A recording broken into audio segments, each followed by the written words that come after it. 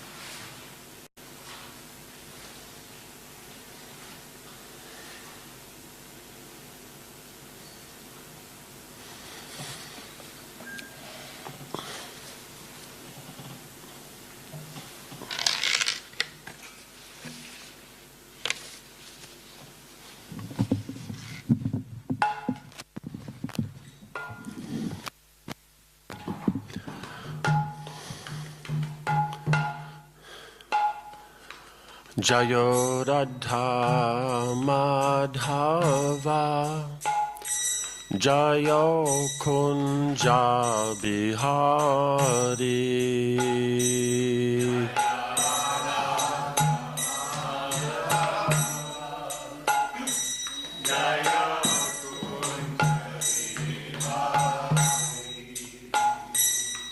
Jayo Radha Madhava Jayo Kunja Bihari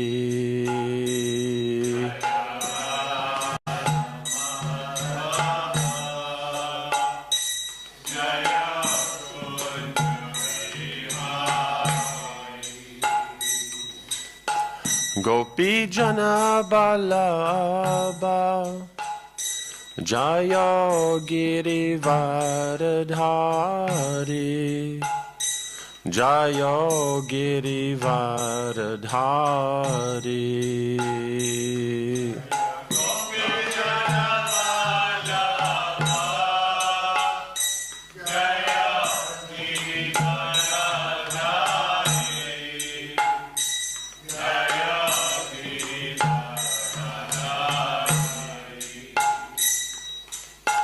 Gopi Jana Balaba Jayo Girivardhari Jayo Girivardhari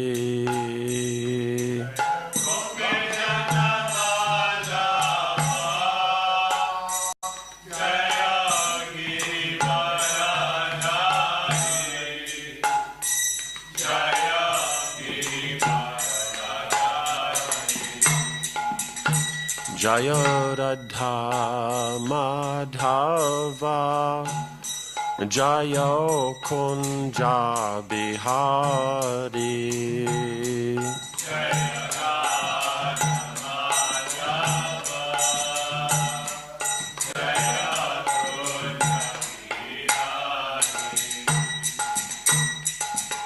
Jashodanandana Braja Janaranjana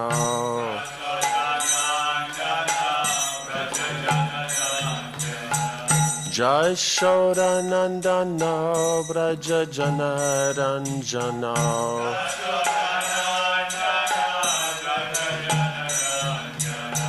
Jashodanandana Braja Janaranjana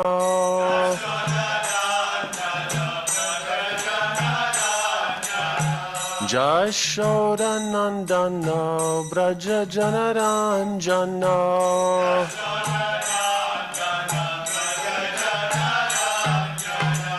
Jamunatira Vanachari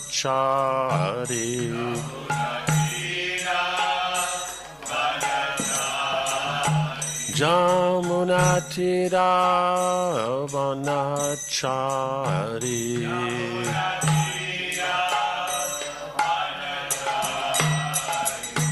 Jayo Radha Madhava Jayo Kunja Bihari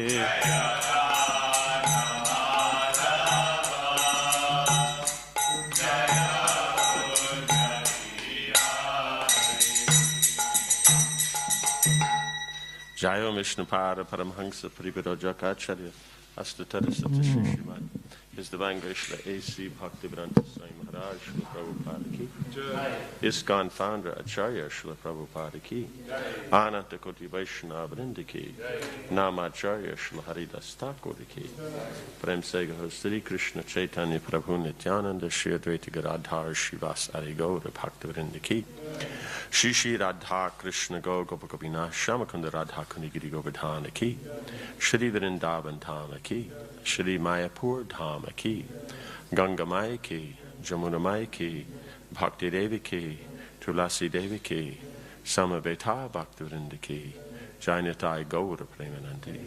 All glories to the Samadavatis. All glories to the Samadavatis. All glories to the Samadavatis. All glories to Shri Guru and Shri Gauranga. All glories to Shri Prabhupada.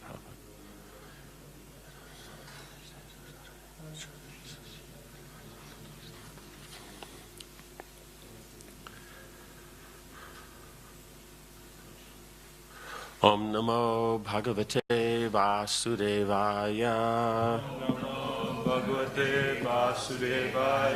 Om Namo Bhagavate Vasudevaya. Om Namo Bhagavate Vasudevaya.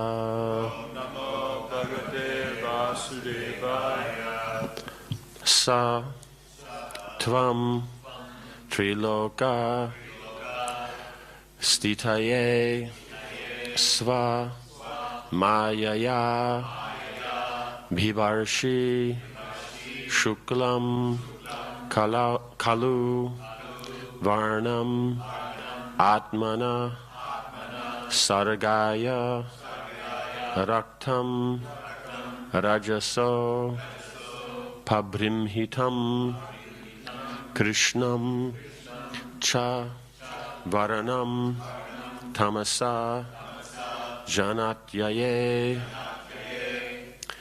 Satvam Triloka Stitaye Swamayaya Bibharshi Shuklam Kalugvarnam Atmana Sargaya Raktam Rajaso Pabrimhitam Krishnam Shavarnam Tamasa Janatyaye Sattvam Triloka Stitaye Swamayaya Bibharshi Shuklam Kaluvarnam Atmana Sargaya Raktam Rajaso Pabrimhitam Krishnam Shavarnam Tamasa Janatyaye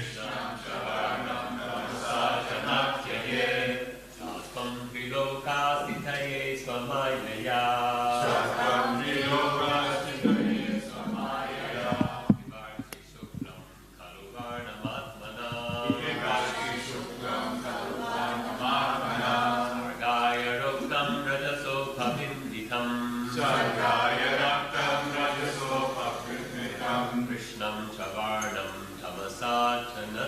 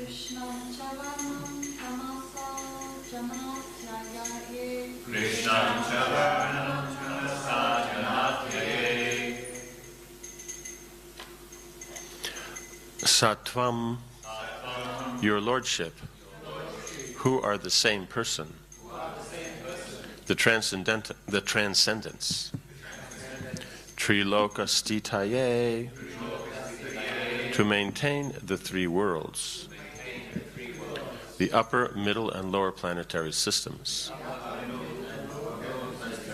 Swamayaya, by your personal energy, Atmamayaya, Bibarshi, assume, Shuklam, the white form of Lord Vishnu, in goodness, Kalu, as well as, Varnam, color, Atmana, of the same category as you, Vishnu Tattva, Saragaya, for the creation of the entire world,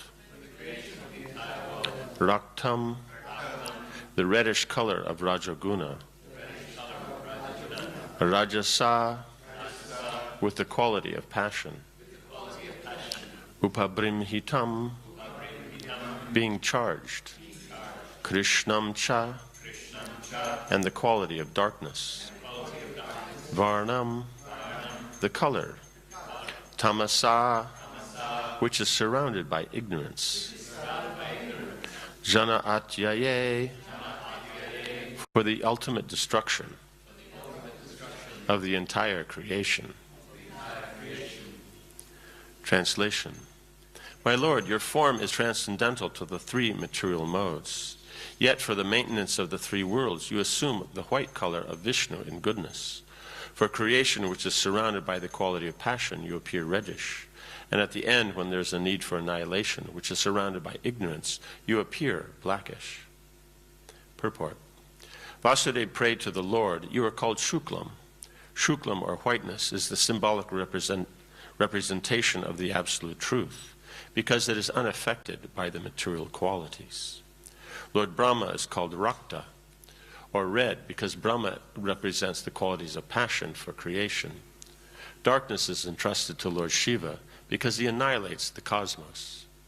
The creation, annihilation, and maintenance of this cosmic manifestation are conducted by your potencies, yet you are always unaffected by those qualities. As confirmed in the Vedas, Harir Hi Nirguna Sakshat, the Supreme Personality of Godhead is always free from all material qualities. It is said that the qualities of passion and ignorance are non-existent in the person of the Supreme Personality of Godhead.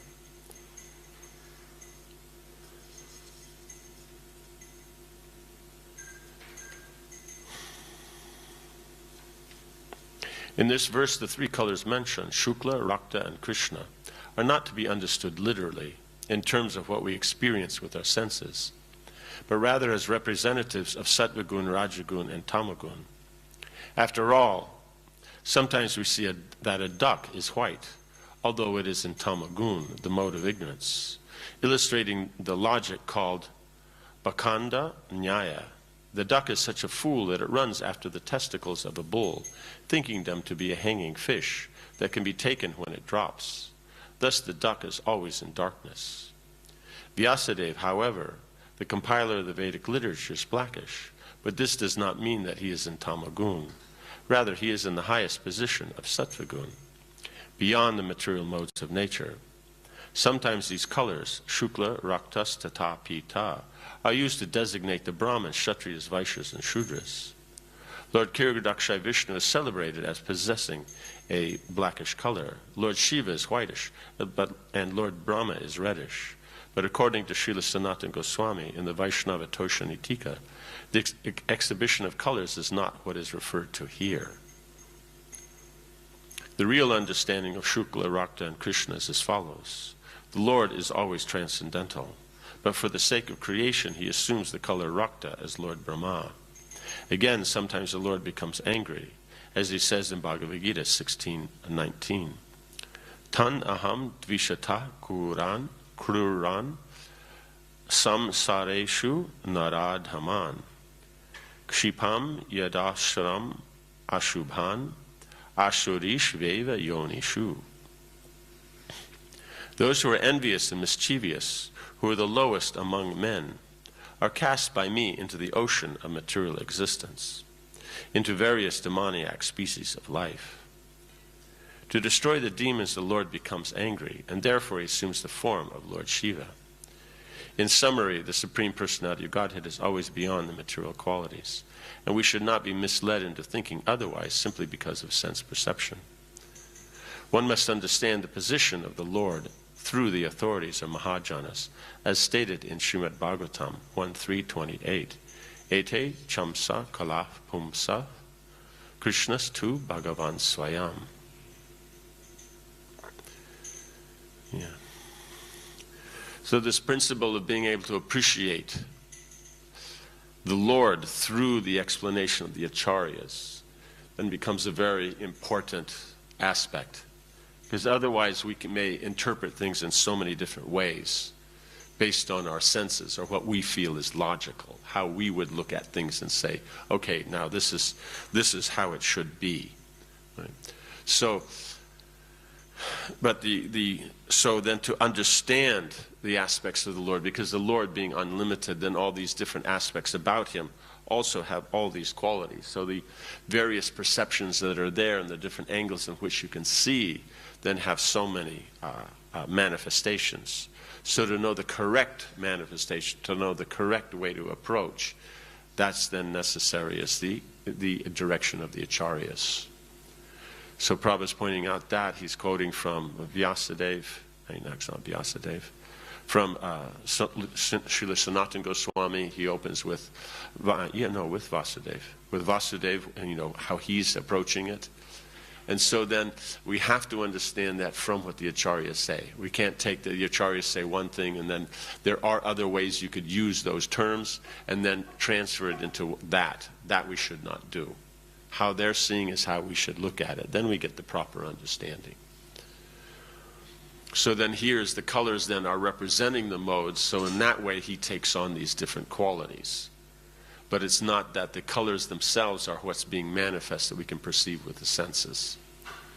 So it always has to start from Shabda, from the authority.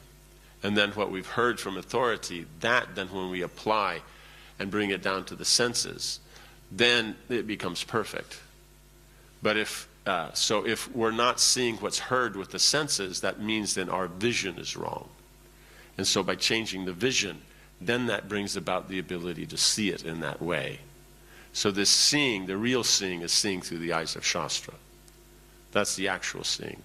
Because seeing with the senses, the problem is that we can say is, no, but I can't see it with my senses.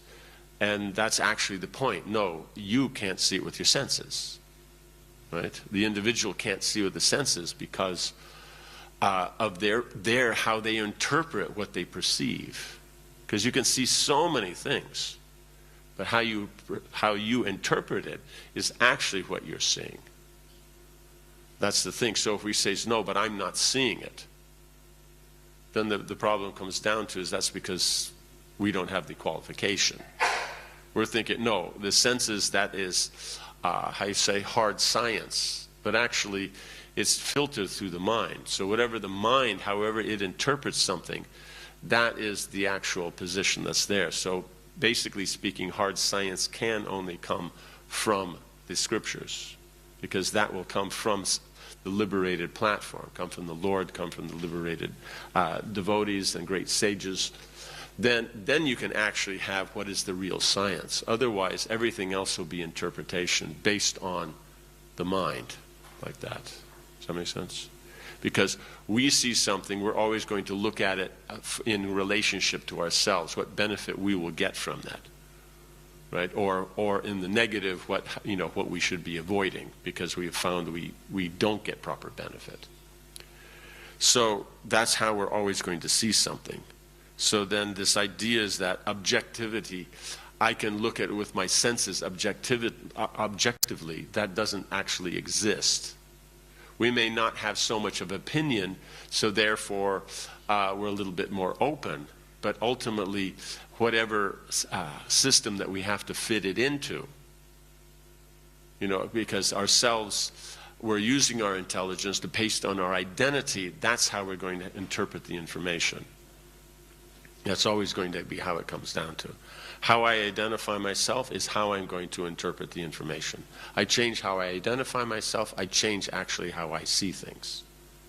Yes? So pretty much all of Western culture and knowledge is speculation. Yes, yes. Even in the Vedic, you have those who start from logic and all that. Logicians and that, they do the same, though they'll base it on Shastra. But, so there is a basis there, but they're starting from within the material and coming down. So the authority is starting from there and coming down to their senses. But the problem is then from that platform they try to go up to the Supreme Lord, which they can't, so they're not starting from there and coming down.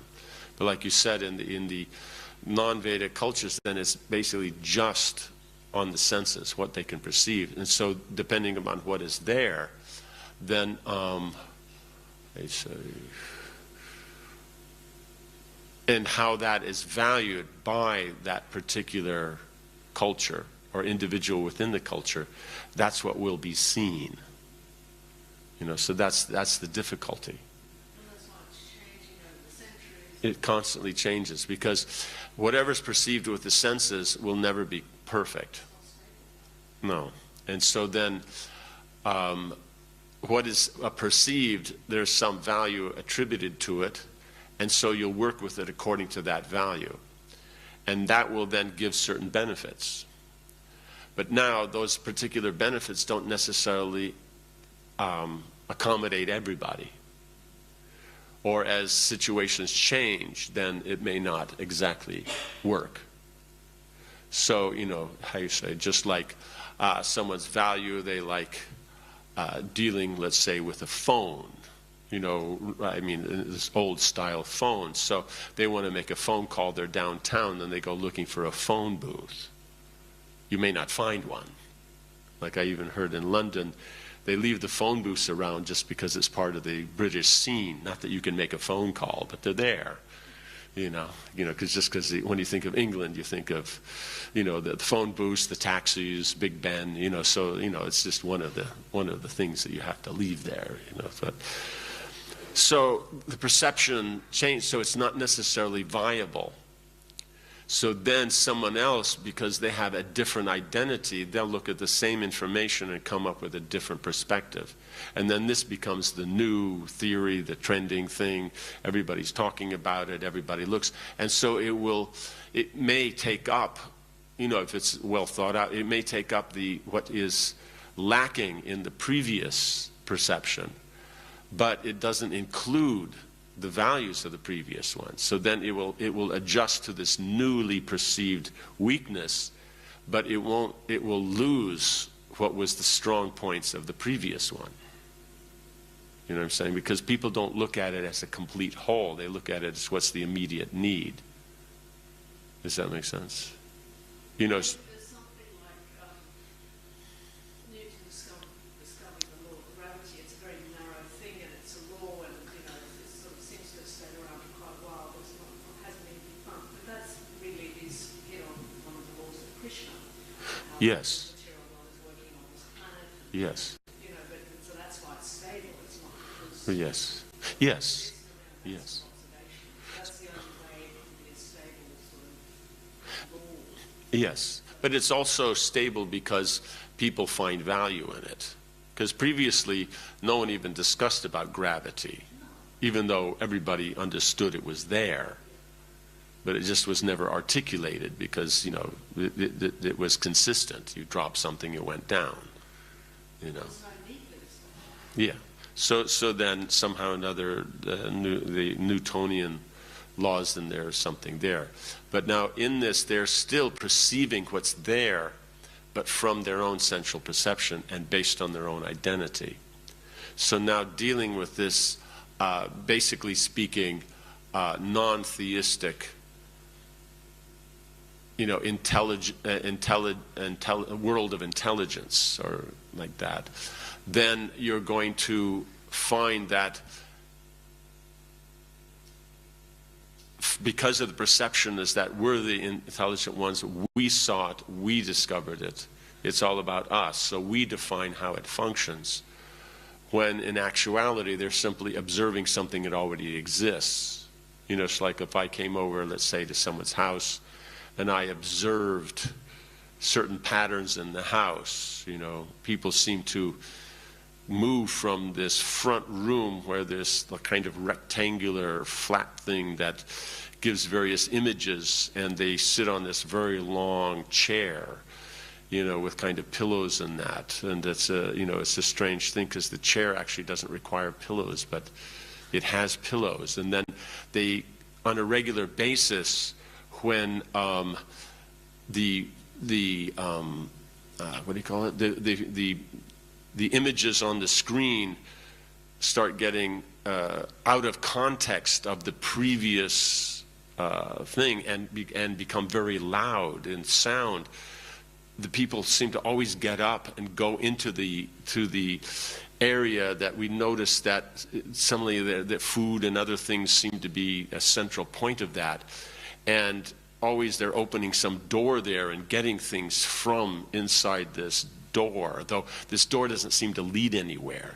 And so then after that, then they go back and sit down after the sound has dropped down, and it seems to go back into a previously continuum of what was going on. Does that make sense? And so I come up with some theory, and because of that, now I'm the one who's invented people going to the fridge and getting a drink or something to eat.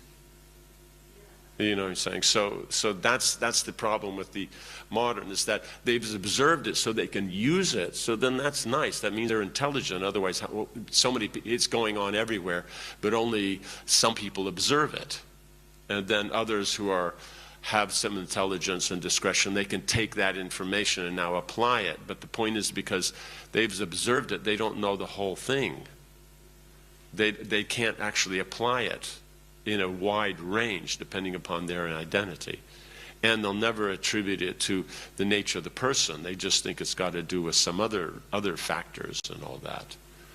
Does that make sense? So they'll attribute it that to, sitting so long you have to get up, for the things to move or something like that. Or they have no idea. They'll come up with some very interesting theories on what is there. So that's the part that will change. And so something that's considered, it's like Einstein is there, and then some contest his theories, some support his theories. So that's the thing, is that what is today is the main thing. Tomorrow, then it's different. Like someone was discussing, I think yesterday, the day before, about as they've measured, if they actually get down to the detail, even in gravity, they find that different times of the day, it changes, and in different places it's changing.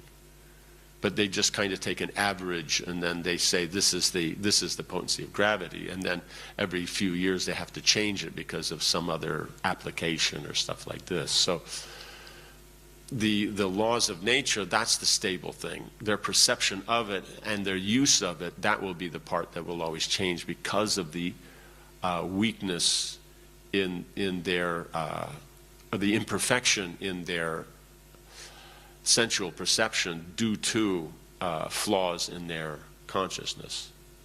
So once you get above those flaws by the consciousness being on the transcendental platform, then those observations, those always apply. That becomes the difficulty, because we read it in Shastra and we can't see how it applies. But if we try to apply it, we contemplate it, we practice it, Then by Krishna's grace it's revealed, and then we can understand. Because there's the senses, the gross body is only what's carrying the senses. The senses are subtler. That's controlled by the mind. It's controlled by the intelligence in the way of this aspect. But that's controlled by the consciousness. And then there's the soul. Then you're dealing with the energies that are there. Then the Supreme Lord. So it just keeps going back. So most people aren't aware of the subtle, let alone the metaphysical. And then there's the spiritual beyond that. So it's just... Yes, just due to their identity that there's going to be a weakness. It's not going to be complete. So that's why then we always start from the scriptures and from the authority of the great personalities. So that's why we have to hear from the authorities of Mahajanas. Because they see with the correct thing. And then when you bring your perception in line with that, then you can say you actually see. But if that doesn't happen, then we're not actually seeing. Though, the eyes are working like that, the mind and everything's functioning, but we're not actually seeing what we're dealing with. Means we may see it on the sensual platform, but what's actually going on and what actually effect it has and what part of the creation is taking part in, that we won't know. Does that make sense? Yeah. So that's the difficulty, is that... will be in ignorance, like this duck. He's perceiving, and he thinks that he's looking at a fish when he's not. And so you see it, that bulls will be walking around, and there's this duck just very peacefully walking, close enough that he's the first one to get the fish, but far enough that he won't get stepped on or kicked by the bull. And they just walk around. As the bull moves around, they just walk around. And so it's very, that's so their senses are imperfect, and so that's why then they can't see the bigger picture. Yeah. Yes. The social sciences, this is widely acknowledged. Okay. Very good. And that they refer to the social construction of reality, or the social constitution of reality. Okay. That's it. You can never know. Everything is the social construction. Mm. And there's no absolute beyond. Authority or absolute reality. So you're just left with this. Yeah, isn't that fun? They point all this out to kind of mess everything up and give no solution. And then, well, before you were quite happy in your illusion, and then yeah. Very, very, very widely Acknowledged. Okay. Yes. Of course, then when you move over to the other group, the physicists and all that, they really genuinely think they see it as it is. Like they're so convinced. Yeah. No, they don't. Oh, okay. So positivism is the belief that you can observe objectively. Oh, okay. Reality. Okay. And then social sciences will say that that's, and even the they'll say that that's common. Okay. And it's all social reality that's being constituted through interaction. Hmm. And that because of this miss out on the richness of life experience, the humanities particularly. Mm-hmm. Mm-hmm. And then the social scientists say that that's just arrogance on the part of the positivists. Mm-hmm. You can't know, you just Mm. engage with it, understanding that it's all a social construction. Mm. So it's basically as one is taking I'm the controller and the other's taking I'm the enjoyer. Sit back, you're not enjoying it. The other ones are no, but you can control it. You can. Yeah, it's interesting because then the on the one sense the positivists then in this case those hard sciences, then they're working actually from the sensual platform, so they're technically like the animals, so they're on a lower level of consciousness, but their technical points of how they deal with it seem to be very complex and all that, and they place themselves on a higher platform that this is hard science, while this others is soft sciences. Well, the soft sciences then are dealing more with pranamoi, and that in one sense, if they take it that far, but otherwise they're not also. But So it's really interesting how the material nature has all these contradictions, how one is in the higher position, but they're actually functioning from a lower, but then one is technically higher, but then, it's just, one is more on feelings, one is more on the observation. That's the interesting thing, is without Krishna consciousness, you can't actually reconcile all these opposing factors, Yeah, I mean, from the social sciences perspective, all the points that Radha makes about the limitations and imperfections of the senses, everything that our acharyas say in order to establish, therefore you need Shabda Brahma. They'll make the same points. They just won't go to that. They won't go to that point. Yeah. No, it's interesting like that. Yeah. Everything up to, and the more broad-minded are, the wider they can accommodate of the differences. But then they can't. That's where they draw the line, is that there's an absolute. Because the Shabda Brahma is one more social construction. Yeah.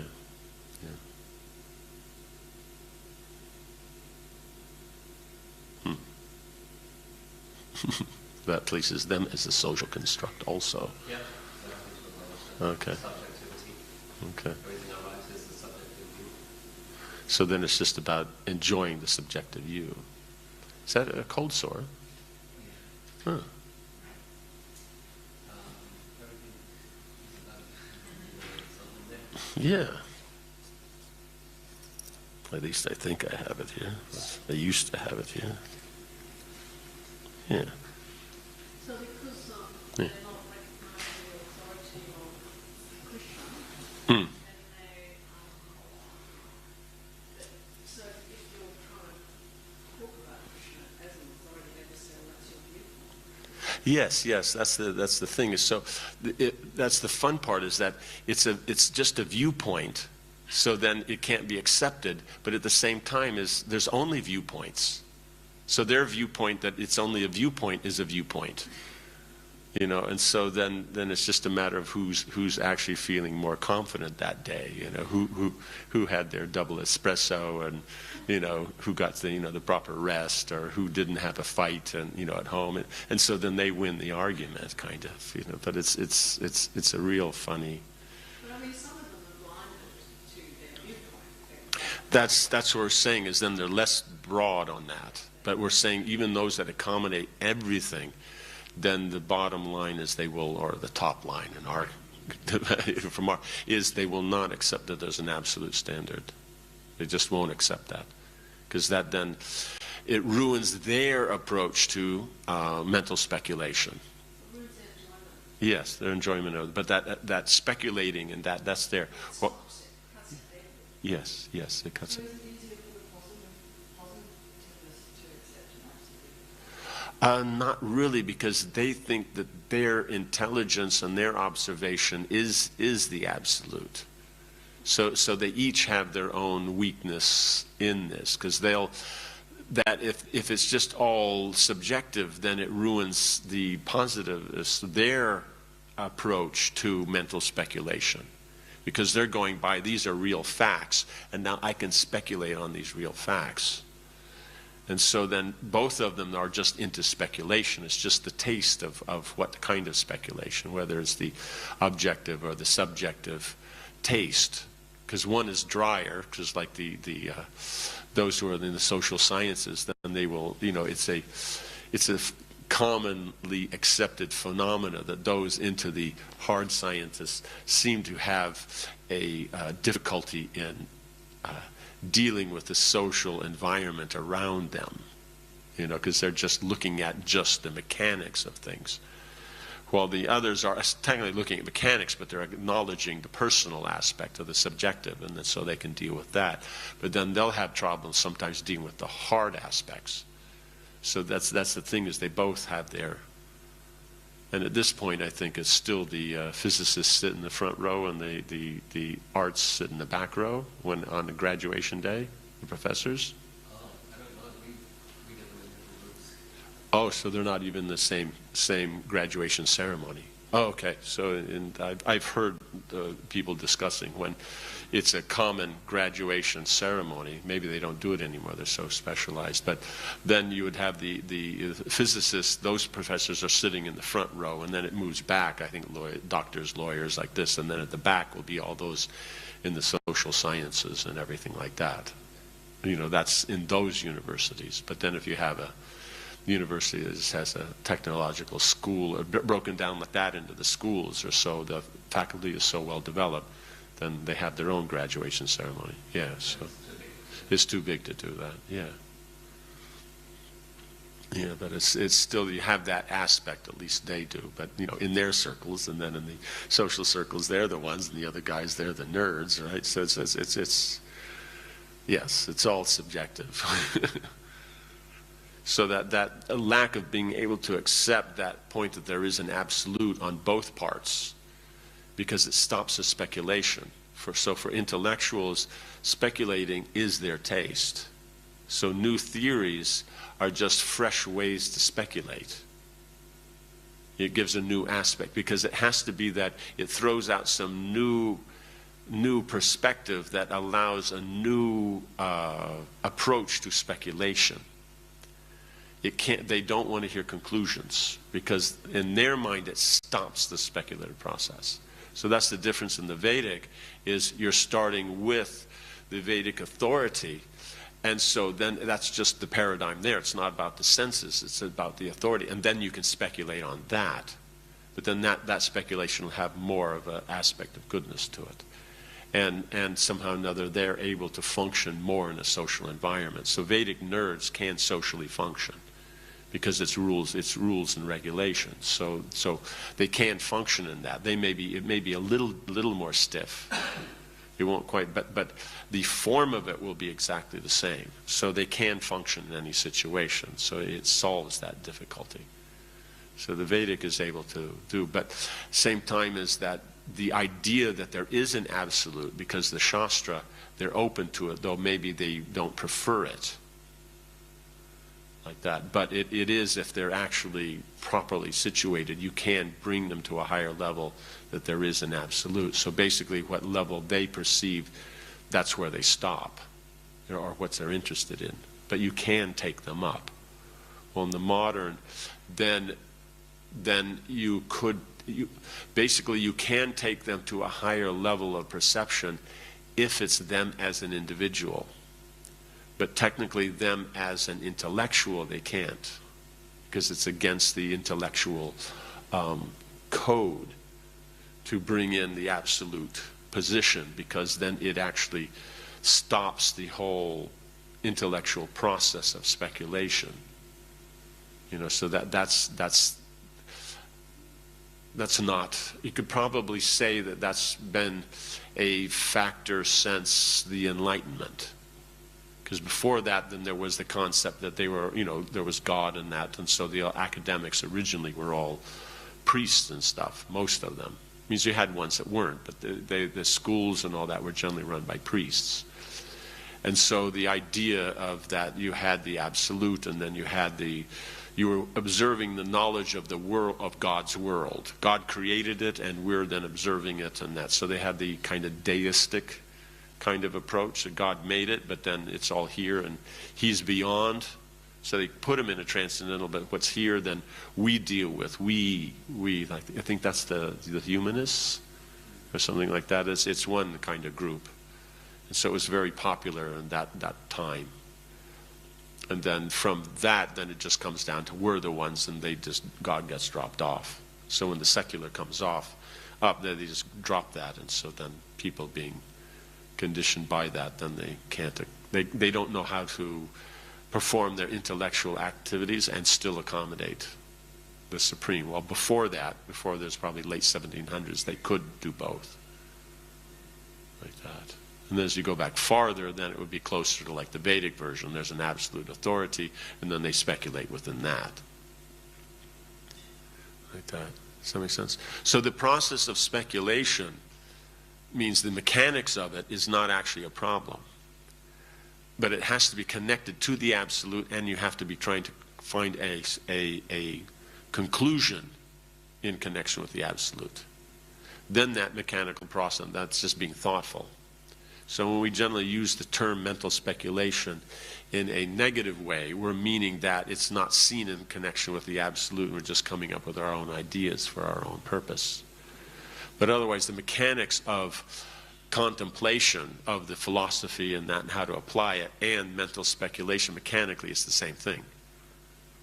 Difference being it stops being mental speculation because of identifying as, for the devotee, servant of the Lord. And because of this, then you contemplate the various angles of vision in relationship to the Lord, and then by that you come to a conclusion on how you, in your position, can okay. Went out that door and then came in this door. Okay. Yes. Does that make sense? Yes. So you've changed your identity, therefore you change how you view it. So since we're not the controller and enjoyer, therefore we can deal. But if we don't, then it's our identity that we can speculate like this. That's what gives that is the taste of the intellectual and also the social status of the intellectual, because they can do that while very few others can. They may meet individuals who can, but not as en bloc. Well, the intellectuals, basically all of them can do it, some more and some less, therefore you have leaders in the field. But otherwise, amongst administrators and the other groups, then you'll have individuals who can do that. So then they're fun. You can sit and have a nice conversation and all that. But there's no conclusion. So it comes out very similar. Just as a side point, is that the speculations of the artists,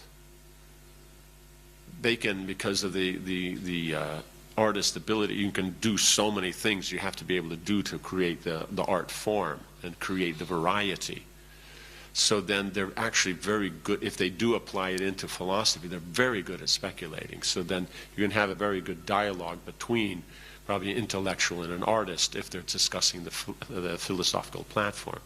Difference will be is the taste of the mechanics of the intellectualization is what the intellectual is gaining from it. The emotional context of all that kind of things, and what the expression is what the artist is getting from it. But the platform of being able to speculate on philosophy, because you have many, it's a very common thing you have. I think there's even a term for it. Where they're a philosopher and an artist. I kind of remember hearing a term that they kind of, it's just like like you have with a musician, like singer-songwriter, that they can not just sing things, but they can make up things. So you have the ones that they can philosophize, and I can't remember it. We're talking about Pracademics. Ooh, what's a pracademic? Practitioner of academics. Means he practices being an academic, or he practices the actual knowledge that he... They apply within some fields. Really? Oh, so they're a lawyer, but they're also an academic. oh, They're a doctor, but they're a psychologist, but also really? Pracademic. Okay. That's interesting. Pracademic. Yeah, so then you could say the Vedic would be, the general standard would be, you'd be a pracademic. It's like you knew all the theory, you were teaching all the theory, but then when it needed to be actually done, then you were the one that was called to do it. That would be the difference. Okay.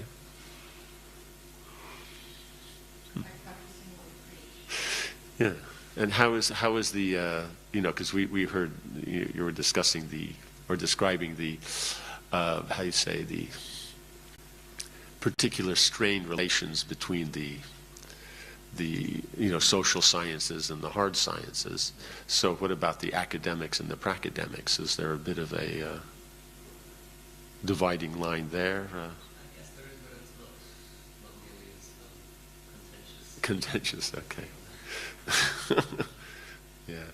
Yeah, because you have it, and also I think in the military you have the officer, you have the officers and you have the field officers, and sometimes they also don't get along at all because the one actually knows the theory and practices, and the other one knows the theory but is not practicing, though they know how to do all the all the background administration that's required, and so they sometimes don't get along.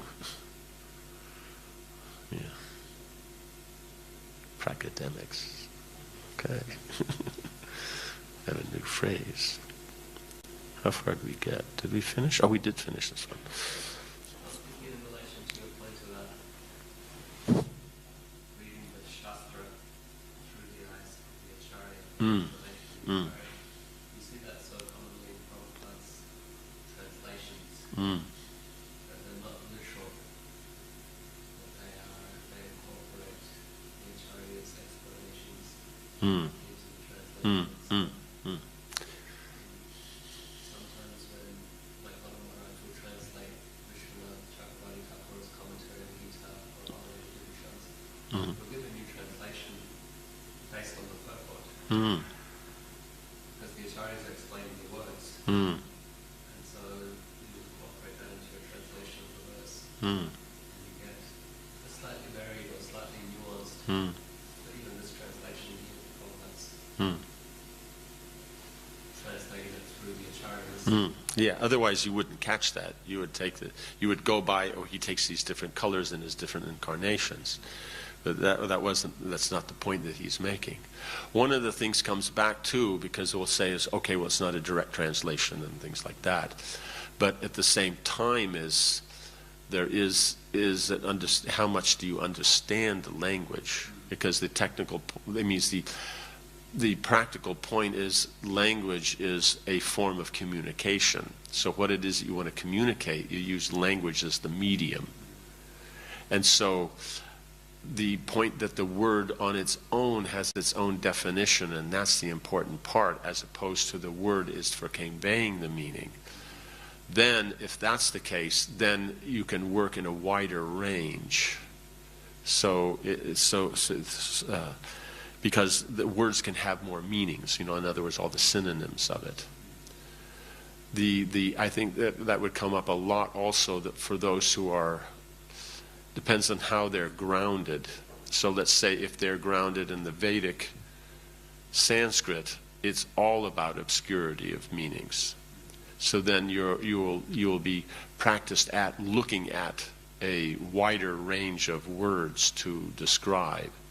And you also don't necessarily have to give as an exact an explanation, because the broadness of the word and the obscurity of the words can be appreciated by others who function in that capacity. So you give a particular word, it has those wider subtle and metaphysical and spiritual meanings, and by the context then they'll catch, even though the wording isn't. So it's like you could say intellectual poetry. It's the the obscureness of the things. So it's kind of like on the intellectual platform, it's poetry, but for the ear, for the mind, it's not. Well, then in the classical, then there. What the words mean and everything will have their standard, but then you have the aspect of kavya or poetics. Then in that again you'll start getting the more other meanings and all that. So if someone has a grounding in poetics or in the Vedic, or ideally even both, then their ability to work with the meanings that are given in the Sanskrit will be even broader. They won't just stick to just the basic dictionary term. They'll be able to go beyond that to farther. But then before, as they learned grammar, so you knew it down to the root words. But it was that the root word was there for understanding the meaning, not for the root word for the root word. So it's just that you're a more technical, caught up on the word thing. So so So then if that's appreciated, then you see the whole context, knowing the Lord, knowing what's being said, knowing that level of understanding, then what aspect they would be talking about.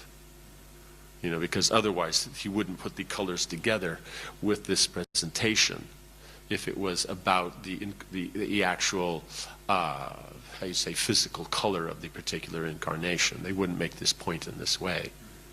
You know, then he would make it in connection with the yugas, you know, in that kind of aspect, or like that. So, and it's also in here, he's starting at the beginning of the creation, so you're dealing kind of before and all that, so then it'll have those modes. But if he gets down into the more practical, once you get down into like Manvandar, then the point of color would mean according to the incarnation and the pastime, and so that becomes something that therefore we can't understand it with the acharyas, and the acharyas will always base it on the acharyas. You know, so even our acharyas, then, you know, Sridhar Swami something said, then they'll expand in that according to that direction, and then we'll go according to the acharyas before us, like that. So then that makes it, like you said, that makes it it gives it a different perspective. So some may complain, well, it's not a literal translation, but it is actually a direct translation. It's just not literal in the way of how maybe the context, how we use the words. But it's not an indirect translation. We may say, oh, this is indirect, but actually it's not lakshana. It's actually abhida, you know, that is about the actual meaning of it, like that. So it's because all these things have so many subtleties, and so the more that they understand the wideness of the grammar and the subtleties that are there in logic and in poetics, then you can catch this wider range of the subtler presentations. And then it comes out very nice. So that's why it's also very interesting, is that the word for word, you know, may be different in one sense to what's the translation, because the translation is, these are the words that are used as the medium to express it, but the word for word in the Sanskrit shows actually the lengthier phrases or explanations. That word is now, you're supposed to see it in that context. You know, so then when he uses the word in the translation, it's based on what the word for word, how the context there is, and that gives you better. And then the purport will bring that out. And so it's, you know, so between all these, then you get an understanding. You know, so it's.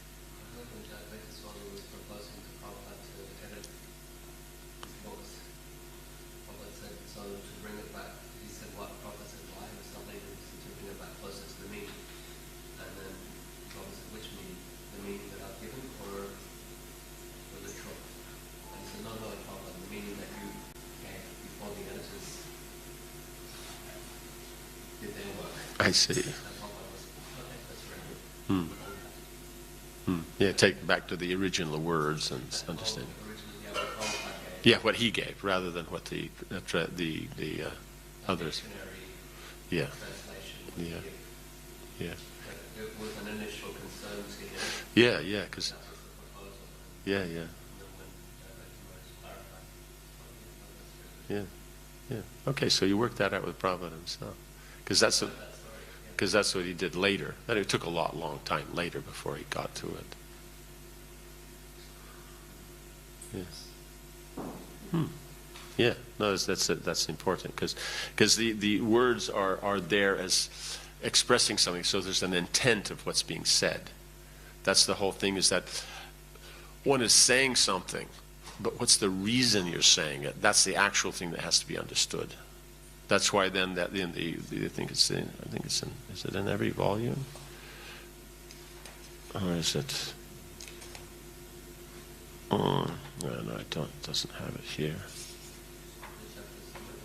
No. There's that. So many of them then have that verse that you know, even though it's imperfectly composed, and those who are honest, thoroughly honest, they'll accept it, because it's about the Supreme Lord.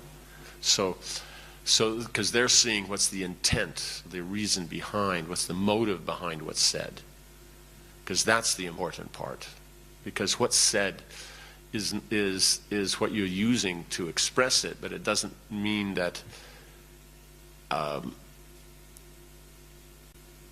it in itself, the words in themselves fully represent what's trying to be done. You have to know what's trying to be done to say. Does that make sense? So that aspect, if that's considered, then you get a much better appreciation or understanding of what's being discussed. And so many times a lot of disagreements happen over the semantics of the word rather than the intent of what's going on. And because of that, then there's a whole problem. Because of the previous discussion of how people, their identity, how they perceive things. And so for them, this word means this, but for someone else, the word has other meanings. And so, yeah.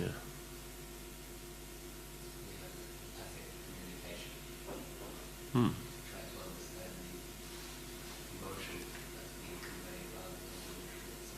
Yes, like that. Because it's always going to go back to Krishna.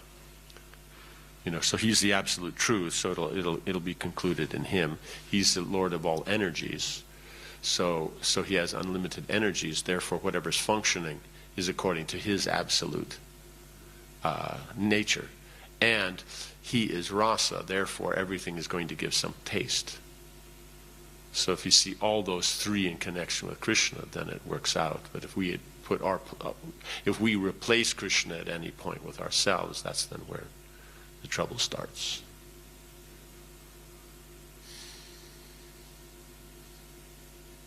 Yes. So there's a lot of trouble. Where all the trouble started. Yeah. To me, it's sounding like it's so important to maintain the Sanskrit verse part of it.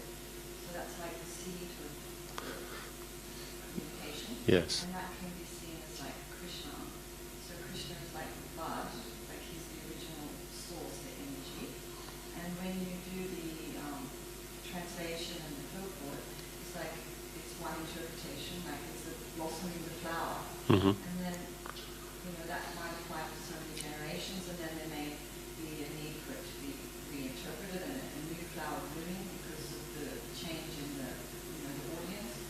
But if you take away the original Sanskrit verse, or you take away Krishna, you've just got like this bloom flower that is going to wilt at some point. So it's like it's lost its potency at some point. Like it might seem amazing at the time, but it's not going to be lasting, is it?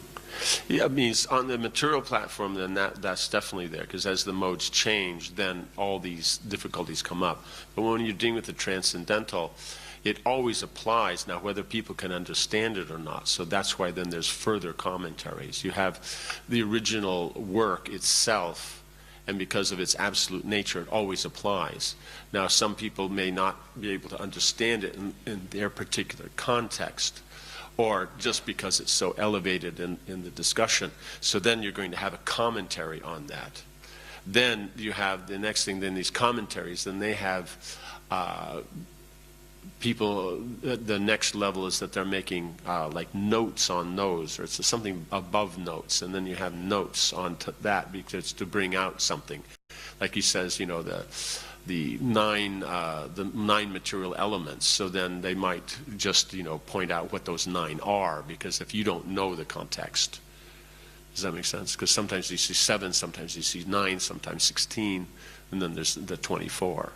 So that'll be just a little note, or just to show an angle of something like this. But then, so you don't actually, it's not that on the transcendental platform that there's a wilting of the flower. It's a matter of people may not be able to appreciate or even know that it's a flower, so someone else has to point it out. So it's not a new interpretation, it's just bringing out other angles that are already there. It's just like, let's say, we're talking about the floor.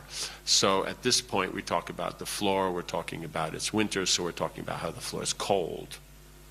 Right? And so that will be the angle we're talking about. But now let's say it's a context, we've just had prasad here. Now the coldness of the floor is not won't help the application there. But the coldness is not that it doesn't apply. But now we're going to look at cleanliness. So since it's stone, then how do you clean stone? So then that will be the discussion is there. Does that make sense? Now let's say it's before we've actually put in a floor. Then it's what's the nature of it, the cost of it, how you lay it. Then that'll be the discussion. But it's still all about stone, and they all still apply. So it's just a matter as people's context change, and sometimes they can relate to certain things or not. So therefore, then further commentaries are given so that you can understand that original commentary. So it's not that they replace. Yeah, so it's just a matter of it's what's called vichar, the different angles of vision. So that one is given. So whatever is given by a previous acharya, there's no need to discuss that again. So it's only what they'll add is something that will bring out another angle of vision on that same point. You know, either it just broadens your understanding so you can appreciate that point better, or the context so that you actually understand it. You know, it's just that's the. So it just depends on how you look at things. If you're looking at things, let's say if you're accustomed to logically analyzing things, then the logical presentations in the Acharya's purports will mean something to you. But if you're not used to that, then those aspects you may not appreciate them. You know, you'll appreciate some other things that are just more like facts and you know, some practical examples. So it's just all these different aspects are there. So it's just different parts are brought out depending upon the audience. But it's not that the original point is not valid, because it's eternal, so it always goes on. And in one purport, then there's unlimited things. Like if you want to have fun with this and understanding, it's not even just one flower. Is take a purport that you like, read it through, beginning to end. Go back, read it again. And then read it again. Do that many, many times. You see, each time you read it, that in the beginning you read the whole purport, and kind of from the whole purport, okay, I can kind of get a theme here. But then when you read it again, you'll see that there's all kinds of things. You know, there's the main thing and some other, and as you go, it goes down to, you know, words start to have meaning. And we see like Jiva Goswami takes it down to syllables have meaning. You know, his comment on I think the first verse of Srimad Bhagavatam. He translates the verse by syllables. That going through it by syllables, the first verse of the Bhagavatam explains or describes Krishna, the full pastimes of Krishna, from his appearance all the way through to his disappearance, in the syllables, like that. So that's the whole point, is that it's not that there's just one thing here. There's so many things here, and as you go through it, and that was an interesting thing, is that we had a teacher, Atma Tattva Prabhu, who went doing our original study guide on Bhagavad Gita. That's what he did. His standard was he read every purport 6 times, and so then what he understood from that 6th time, that's then how he constructed the guide. But then the difficulty came is others who go through the course don't read it 6 times. They only read it once.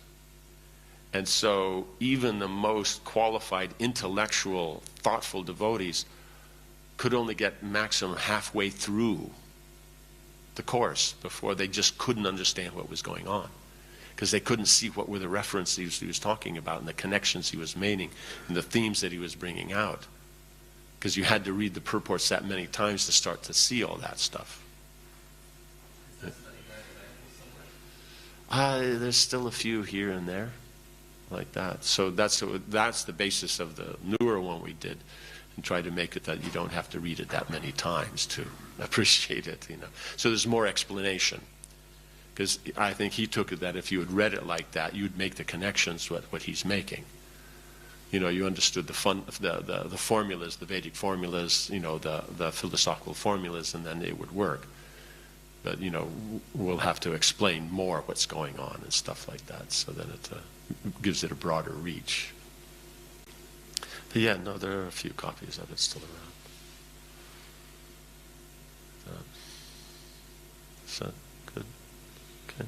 So then, in the conclusion, then, that what is being brought out is that that we have to approach the scriptures and the Lord through the acharyas.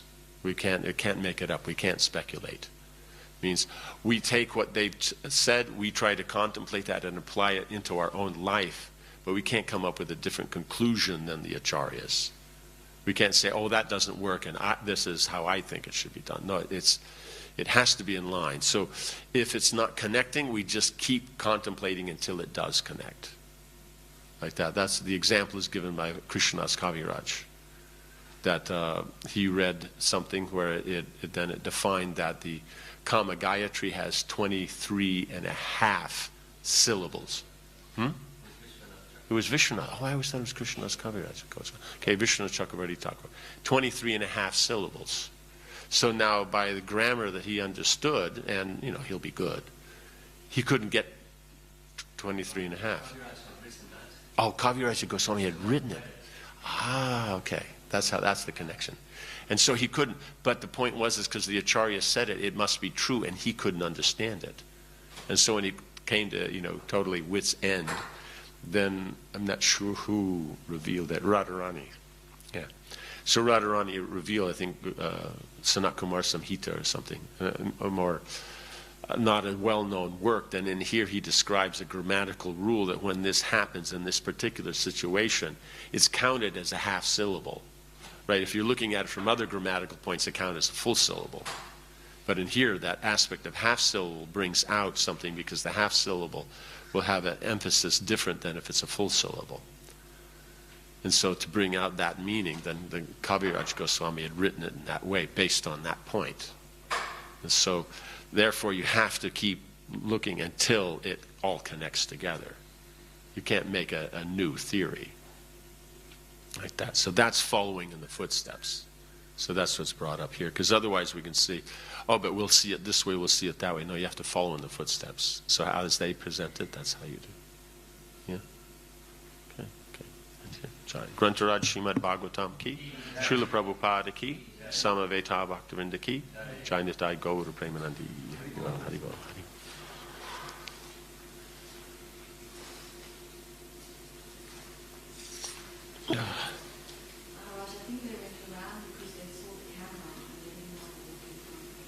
Oh, no, that's there. No, but it was funny, because I've seen it a lot before. Also, they come for darshan. That. Yeah, yes. So it's just, I've seen it before, but it was just so funny just seeing going out there and then going on and then coming back in.